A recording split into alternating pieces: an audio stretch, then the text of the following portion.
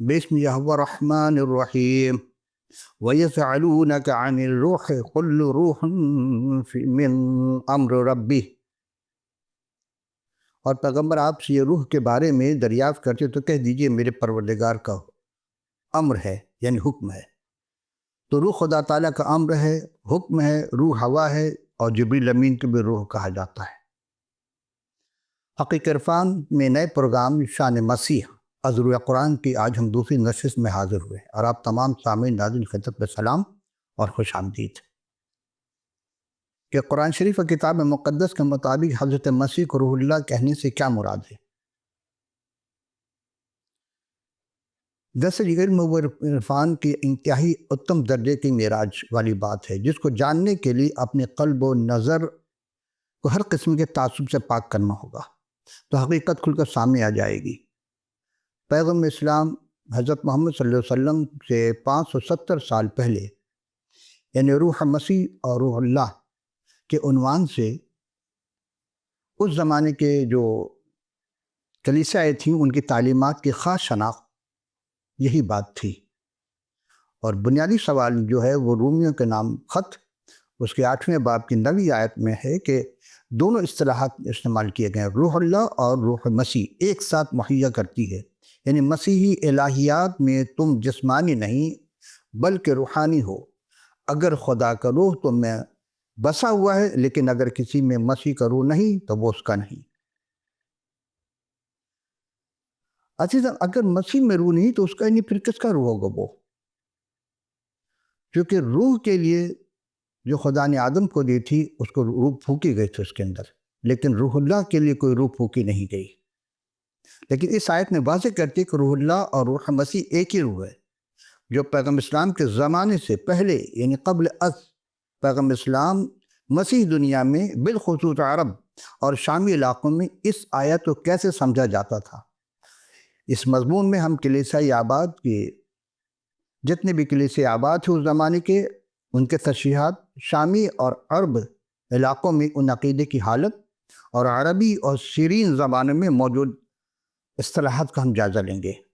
अज़ीज़, 3वीं सदी ईस्वी में ओरिजन जो अस्कंदरिया का मशहूर कलीसियाई मुफक्किर थे, उन्होंने अपने तफसीरे में ये रूमियों के नाम ख़त ही के जो अर्रूह वाहिद लज़ी कान फ़ील अंबिया व नज़ल अलल मसीह व सकब अलल कसीना व हुवा नफ्स रूहुल्लाह व रूहुल मसीह।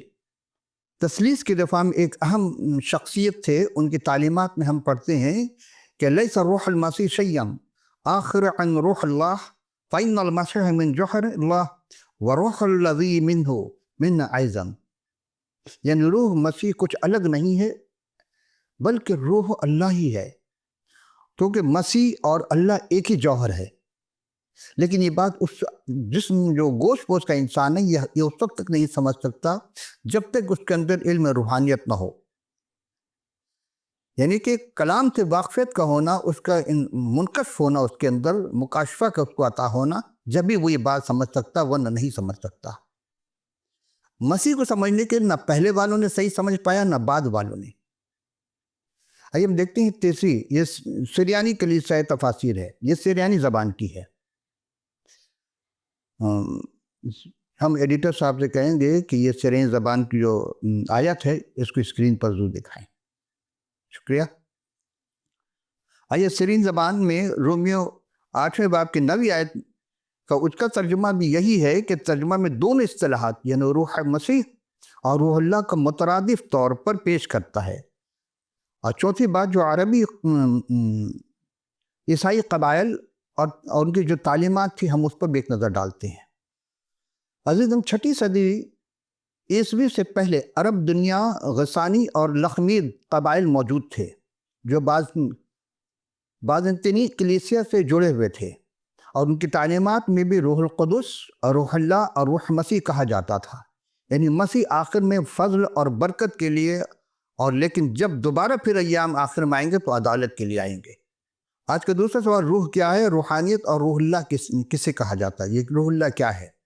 تو پہلے لفظ تو ہم نے آپ کی خدمت میں جو صدمہ کلام میں قرآن شریف سے پیش کیا تھا وہی ہے کہ قل امر ربی، روح خدا کا امر ہے اور حکم ہے، اور اس کے لیے مختلف احادیث ہے کہ جب حضور سے پوچھا گیا تو ان لوگوں نے، حضور نے اس بابت کہہ دیا کہ روح میرے رب کے حکم سے پیدا ہوئی ہے اور اس کی اصل حقیقت نہیں جان سکتے کیونکہ تمہیں کم علم ہی دیا گیا ہے، اور روح سے مراد روح القدس ہے۔ پورے قرآن شریف میں 2 جگہ روح القدس، 3 جگہ روح القدس استعمال ہوا ہے، اور 3 ہی جگہ جبریل کا استعمال ہوا ہے۔ مترجم نے جبریل کو روح القدس کہہ دیا اور روح القدس کو جبریل کہہ دیا۔ یہ بات سمجھ میں نہیں آئی کہ ایک ہی شخص کے 2 نام، ایک ہی فرشتہ اس کا 2 نام سے کیسے مخاطب کیا جاتا ہے؟ اس کا تو کام پیغام رسانی کا تھا۔ آئیے اس کے دوسرا جز ہے روحانیت کیا ہے۔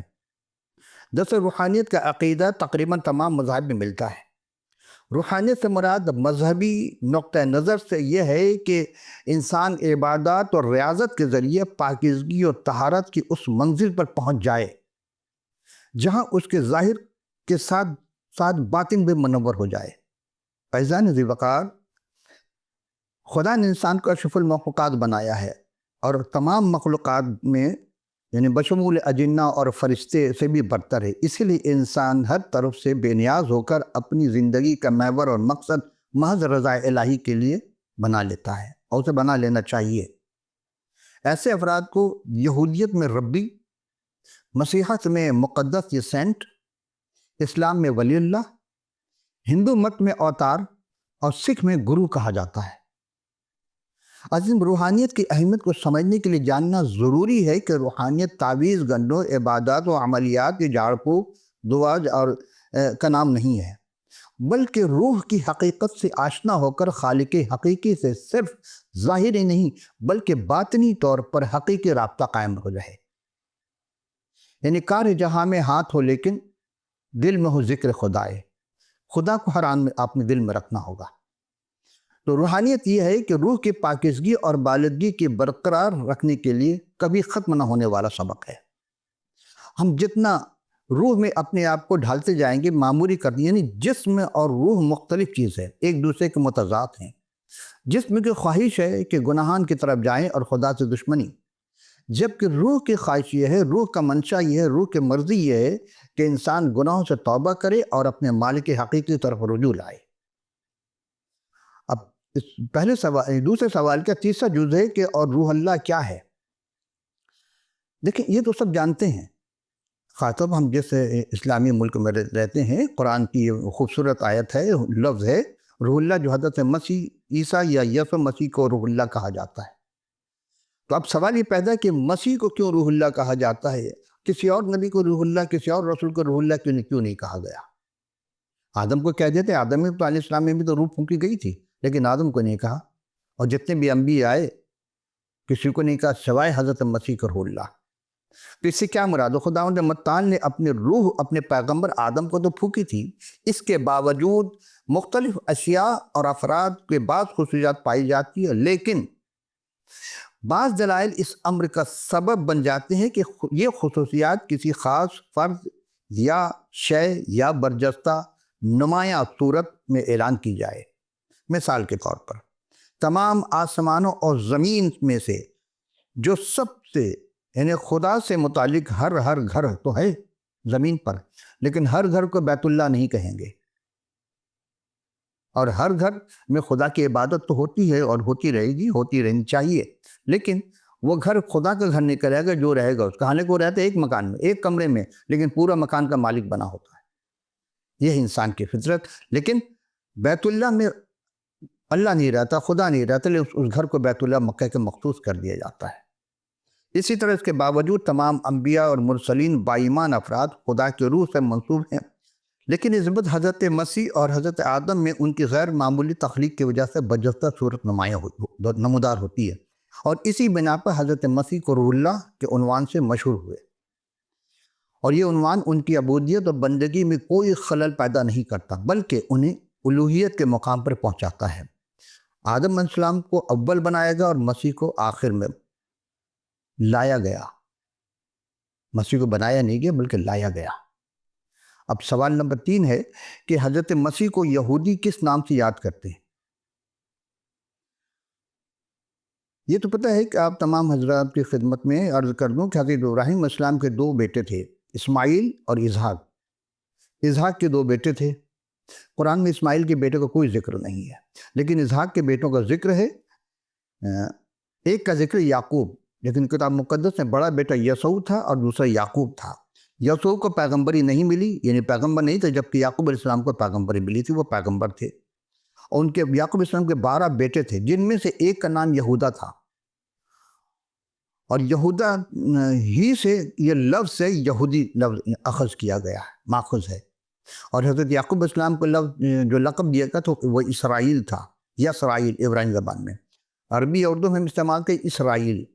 یہ 2 لفظ کا مجموعہ ہے۔ اسرا یا اسرا کا مطلب ہے خاندان یا بندہ، اور کہتے ہیں خدا کو، تو مطلب یہ خدا کا بندہ یا اللہ کا بندہ ہوا۔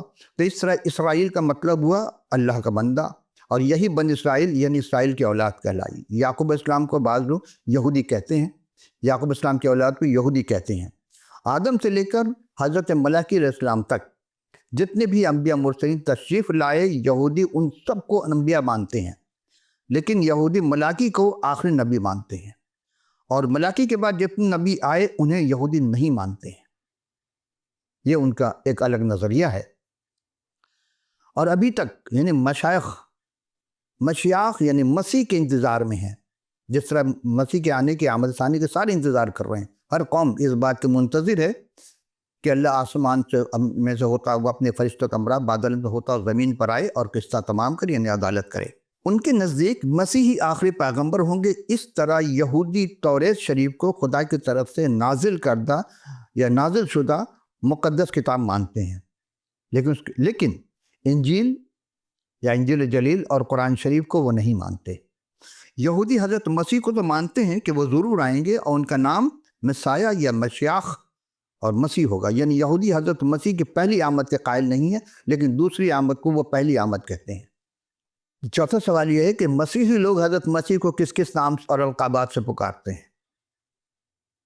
عزیزم، مسیح تو حضرت مسیح علیہ السلام کو اپنا آخری رسول یا آخری نبی اور نجات دہندہ کے طور پر مانتے ہیں، اور وہ ابن خدا بھی کہتے ہیں۔ اور پرانا یا نیا عہد نامہ میں تمام القابات تقریباً 100 سے قریب ہیں یا اس سے بھی زیادہ ہیں، وہ سب مسیح لوگ مانتے ہیں کہ مسیح کے سارے القاب ہیں، اور اپنے نام کے آخر میں مسیح لکھتے، بولتے اور پڑھتے ہیں۔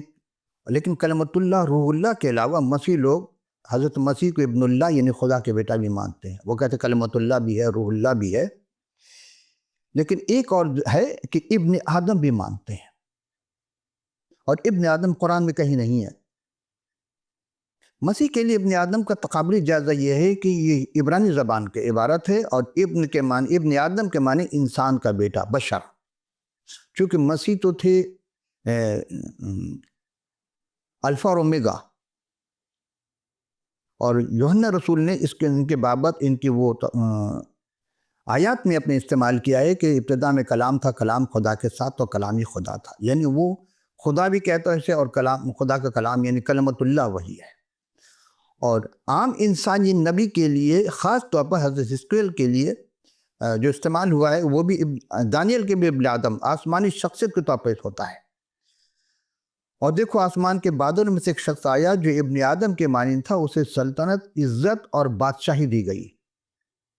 یہاں ہم جب غور کریں گے کہ ابن آدم صرف انسان نہیں بلکہ ایک الہی اختیار ہے، اور یہ وہی شخص کو اختیار دیا گیا ہے جو آخر میں آیا، اور اس کے پاس ہر قسم پہ اختیار تھا، یعنی زمین آسمان کا اختیار تھا، اور تمام قوموں پر حکومت کرتی۔ لیکن اس نے حکومت نہیں کی، کیونکہ حکومت آمد ثانی کے بعد ہوگی ان کی۔ اب یہ دیکھنا ہے کہ 5واں سوال ہے کہ مسلمان کس نام سے اور القاب سے جناب مسیح کو پکارتے ہیں؟ جواب یہ ہے کہ مسلمان حضرت مسیح کو حضرت عیسیٰ کہہ کے قرآن شریف میں 26 مقام پر ہے، اور عیسیٰ جو ہے وہ 26 مقام پر ہے اور مسیح 11 مقام پر آیا. اسی طرح ہم دیکھتے ہیں قرآن شریف میں ایک اور لفظ ہے ابن مریم، جبکہ روح اللہ بھی ہے اور کلمت اللہ بھی ہے، لیکن بہت کم استعمال کرتے ہیں. کرنی چاہیے کہ وہ اللہ کا روح ہے اور اللہ کا کلام ہے، یعنی ابتدا میں جو کلام تھا وہی کلمت اللہ ہے. یا میں اسی طرح روح منہ، نبی، رسول اللہ، آیت اللہ، مفضل، الصالح، مبارک، مقرب، مثل، شہید، معید بروح القدس، مصدق، اطاعت، رحمہ، لعل الساعت، الحق، عبداللہ یا ابن اللہ. اب ہمارے بہت سے بھائی جو ہیں وہ اس بات پہ اعتراض کرتے ہیں کہ مسیح روح اللہ، یہ جو کلمت اللہ تو ہے لیکن ابن اللہ کیسے ہو سکتے ہیں، خدا کا بیٹا کیسے ہو سکتے ہیں؟ یہ بالکل شرک ہے، اور جو ایسا کہے گا وہ مشرک ہو جائے گا. آئیے ہم ایک نظر ڈالتے ہیں، تاریخ میں چلتے ہیں. یہ عبد المطلب آپ کے ذہن میں آگے ہوگا، یہ حضور کے دادا کا نام تھا. یہ 480 عیسوی میں، یعنی حضرت مسیح کے آسمان پہ جانے سے 480 سال کے بعد آپ کی پیدائش ہوتی ہے اور وفات 578 میں ہو جاتی ہے. حضرت عبد المطلب جو حضور پیغمبر اسلام کے دادا تھے، ان کا اصل نام تھا شیبتا یا شیبتا الحمد. یہ پہلے بھی ہم ان کی جب سیرت میں قصص الانبیاء میں پیش کر چکے تھے. تو شیبتا کے معنی ہیں سر کے کچھ بال جس کے سفید ہو جائے، بچپن میں سفید ہو، اس کو شیبہ شیبہ کہا جاتا ہے. تو شیبتا ابن حاسم یا شیبتا الحمد کہا جاتا ہے. ان کو عبد المطلب اس طرح نہیں کہتے بلکہ عبد المطلب، لام پر تسدید ڈالتے ہیں، یعنی طلب کیا ہوا، اس لیے کہا جائے کیونکہ ان کو ان کے چچا نے پالا تھا. تو ان کا نام کیا تھا پھر؟ شیبتا. چچا مدینے گئے تھے تجارت کے لیے، وہاں جو پیغمبر اسلام کے زمانے میں شاعر تھے، انہوں نے آ کر بتائی تھی کہ آپ کے بھائی کا بیٹا وہاں مجھے نظر آیا، اور وہ تیر انداز تھا، وہ کہتا تھا کہ انا ابن ہاشم، میں ہاشم کے خاندان کا ہوں. یہ جاتے ہیں تو وہاں ان کو پھر لے کر آتے ان سے. اور عبد کے عربی معنی ایک لفظ ہے اسم مذکر، جو کہ عربی کلمہ مصدر عبادہ سے مشتق ہے، اور صفت کا صیغہ ہے. عبادت کے معنی ہیں کہ اردو میں بندگی کرنا، پرستش کرنا، ہندی یا لطیفی میں پوجا کر کے آتا ہے. یعنی لفظ عبد اردو میں عبد کے معنی ہیں بندہ، پرستش کرنے والا، غلام وغیرہ ہوں گے. عربی میں اس لفظ کا جمع عباد یعنی بندوں کی آتی ہے. اگرچہ عبد اور بھی ہے، جیسا غلام، بندہ، تابعدار، خدمت گزار، اطاعت گزار، شعار، بندہ یا چیلا یا پرستار. اور اگر اللہ یا خدا کے نام کے ساتھ کسی کو ہو، جیسا عبداللہ، عبد الصمد، عبد الکلام، تو پھر عبد المطلب کے کیا معنی ہوئے؟ وہاں تو یہ ہوگا کہ اللہ کا بندہ ہے، کلام کا بندہ ہے وغیرہ وغیرہ. تو عبد المطلب کے معنی ہے مطلب کا غلام، مطلب کا نوکر. تو جب بیٹا ہے تو اس کو مطلب کا نوکر یا غلام کیوں کہا جا رہا ہے؟ یہ غور کیجئے گا. مطلب یہ ہے کہ بیٹا ہے تو پھر وہ غلام کیسے ہو سکتا ہے؟ کوئی باپ اپنے بیٹے کو غلام نہیں سمجھتا ہے، نہ بیٹا اپنے باپ کو مالک سمجھتا ہے. غلام یا نوکر ہر کمرے میں نہیں جاتا، بیٹا جس کمرے میں چاہے چلا جا سکتا ہے، اس کے لیے پابندی، اس کے لیے کوئی پابندی نہیں ہے. تو عبد المطلب کا معین ہوا کہ مطلب کا بیٹا. تو بیٹا کے لیے کون لفظ ہے؟ ابن مطلب کیوں نہیں کہا گیا عربی ہی میں؟ مطلب کا بیٹا. تو پھر عبد آدم کے کیا معنی؟ آدم کا غلام، آدم کا بندہ. ابن آدم، آدم کا بیٹا. تو عبد المطلب کا مطلب ہے ابن اللہ، عبداللہ کا مطلب ہوا ابن اللہ، اللہ کا بیٹا. مسیح نے اپنے لیے لقب ابن آدم، اور یہ لقب بھی کسی نبی کو نہیں ملا، کسی رسول کو نہیں ملا. اب ظہر مدارج عرفان و لطف بزم شہود، ہمیں ہے عبد، ہمیں عبد، دیت ہمیں معبود. عزیزم، مسیح کے لیے ابن آدم کا تقابلی جائزہ یہ کہ مسیح کا پسندیدہ لقب تھا یہ، جو نئے عہد نامہ میں آیا ہے. اپنے آپ کو انہوں نے 81 مرتبہ 80 مرتبہ کہا، اور ایک مرتبہ زبور میں ہے ابن آدم. اور ہم جب غور کرتے ہیں کہ ابن آدم کا لفظ مسیح نے اپنے لیے استعمال کیا، تو پھر کسی اور کے لیے استعمال نہیں ہوا ہے. بنی آدم تو ہیں سارے، لیکن ابن آدم کوئی نہیں بن سکا. ایک اور پہلو ہے، جب غور کرتے ہیں یسوع کی عاجزی اور انسانیت پائی جاتی ہے اس میں. الہی اختیار یعنی اپنے اختیار سے گناہ گاروں کو گناہوں کو معاف کرنا، مصائب یعنی صلیب اور دکھ سہنے والا مسیحا وہ ابن آدم کہلایا۔ جلال میں واپسی ہوگی، بادشاہ اور اختیار کے ساتھ واپسی ہوگی۔ ہم جب یہاں دیکھتے ہیں تھیولوجیکل نقطہ نظر سے، یہ لقب یسوع کی انسانیت اور الوہیت دونوں پہلوؤں کو یکجا کرتا ہے، اور قرآن شریف کے حوالے سے سورہ اعراف کی آیت نمبر 26، 7واں سورہ ہے 26، ابن آدم میں استعمال عام انسانوں کے لیے حضرت عیسیٰ علیہ السلام ابن آدم کا استعمال نہیں کیا گیا، ابن مریم کا کیا، ابن آدم کا نہیں کیا گیا، جبکہ مسیح نے اپنے آپ کے ابن آدم کہا، عبداللہ کہا، رسول اللہ کہا، کلمۃ اللہ کہا۔ یہ میں آپ کو پیش کر چکا ہوں۔ نتیجہ اس کا کیا ہے؟ اس مطالعے سے یعنی قرآن شریف سے ہمیں حضرت مسیح سلام علیہ کے لیے استعمال ہونے والے القابات اور ناموں اور بیانوں کا ایک مختصر سا جائزہ پیش ہوا۔ یہ مضمون تفصیلی چاہیے، لیکن چونکہ ہمارے پاس دامن پر گنجائش نہیں ہوتی، اس لیے مختصر پیش کرتے ہیں۔ یعنی ہر اسم کے لیے ہر عنوان کے تحت قرآن شریف میں مسیح کے بارے میں موجود تمام حوالہ جات کا احاطہ نہیں کیا جا سکتا، تو اس مقصد کے لیے ایک کافی ضخیم کتاب درکار ہوگی۔ تاہم اس میں مسیح علیہ السلام کے لیے استعمال ہونے والے مختلف ناموں اور بیانوں کی کچھ زیادہ مثالیں پیش کی گئی ہیں، تاکہ سامعین ناظرین کے سامنے ایک واضح اور درست تصویر پیش کی جا سکے۔ قرآن شریف کی ہر ایک اصطلاح کو استعمال کرنا، ان میں سے کئی نام مسیح کے لیے استعمال ہوئے ہیں اور دوسرے کے لیے نہیں ہوئے، جیسے ہم نے یاد کیا شروع میں آپ کو کلمۃ اللہ، روح اللہ۔ ہمیں امید ہے کہ اس مختصر سے گفتگو میں جو آپ آج سماعت فرما رہے ہیں کہ آپ کی حوصلہ افزائی بھی ہوگی، اور خود بھی دیکھیے اور سماعت فرمائیے کہ اپنے عزیزوں اور باپ سے بھی کہیے، اس قیمتی آرا سے آگاہ کیجیے کہ قرآن شریف میں حضرت مسیح کے بارے میں اور بھی کئی دوسرے موضوعات بیان ہوئے ہیں۔ اچھا، اگر میں کتاب مقدس میں سے ایک نظر ڈالوں تو جناب مسیح کو وہ لقب جو انہوں نے اپنی زبان مبارک سے ادا کیے تھے، فرمایا تھا کہ میں ابن آدم ہوں۔ ابن آدم اس لیے نہیں آیا کہ وہ تلوار چلائے، بلکہ آپس میں محبت کا درس دے۔ ابن آدم اس لیے نہیں ہے کہ وہ جنگ جدال کرے۔ مسیح نے کوئی جنگ نہیں کیا، لیکن جنگ جیت گئے۔ مسیح کے پاس فوج نہیں تھی، لیکن سب ان کو بادشاہ کہتے تھے۔ ہم غور کرتے ہیں کہ 82 مقامات پر مرقوم ہے، اور زبور نویس یعنی حضرت داؤد علیہ السلام زبور 80 باب کے 17ویں آیت میں کہتے ہیں کہ تیرا ہاتھ تیری دہنی طرف کے انسان پر ہو، ابن آدم پر، جسے تو نے اپنے لیے مضبوط کیا ہے۔ اور اسی بات کو زبور 110 میں کہتے ہیں، یہوہ نے میرے خداوند سے کہا کہ تو میرے دہنے ہاتھ بیٹھ، جب تک میں تیرے دشمنوں کو تیرے پاؤں کی چوکی نہ کر دوں۔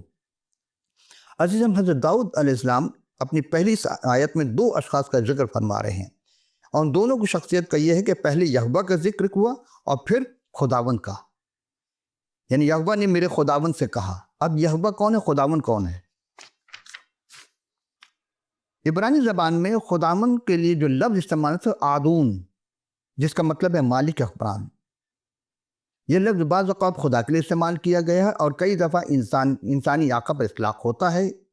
گویا کہ لفظ ہمیشہ کسی الہی شخصیت پر ظاہر کیا جاتا ہے، اور کبھی شخصیت پر ظاہر نہیں کیا کرتا، لیکن جو لفظ اس کے بعد استعمال ہوئے ہیں وہ ان سے ظاہر ہوتا ہے کہ داؤد خداوند کو آدون یعنی خدا کے برابر کہا ہے۔ اور یہودی کبھی بھی یہوہ کا لفظ استعمال نہیں کرتے تھے، جیسے وہ لفظ آتا تھا اپنے ہونٹوں پر انگلی رکھ لیتے تھے یا بند کر لیتے تھے۔ وہ کہتے تھے میرے ہونٹ اتنے گناہ گار ہیں کہ ہم اس کا نام ہی نہیں لے سکتے، یہوہ کا۔ تو اسی لیے اس کی جگہ انہوں نے 2 نام اور، ایک الوہیم اور ادونائی، یہ 2 نام خدا کے لیے استعمال کرتے تھے۔ اسی طرح ابن آدم وہ لقب ہے جو جناب مسیح نے خود اپنے لیے بارہا استعمال کیا ہے۔ رومیہ پہلے باب کی 4 تا 5 آیت، لیکن پاکیزگی کی روح کے اعتبار سے مردوں میں سے جی اٹھنے کے سبب سے قدرت کے ساتھ خدا کا بیٹا ٹھہرا، جس کی معرفت ہم کو فضل اور رسالت ملی، تاکہ ان کے نام کی خاطر سب قوموں میں لوگوں کے ایمان کے تابع ہوں۔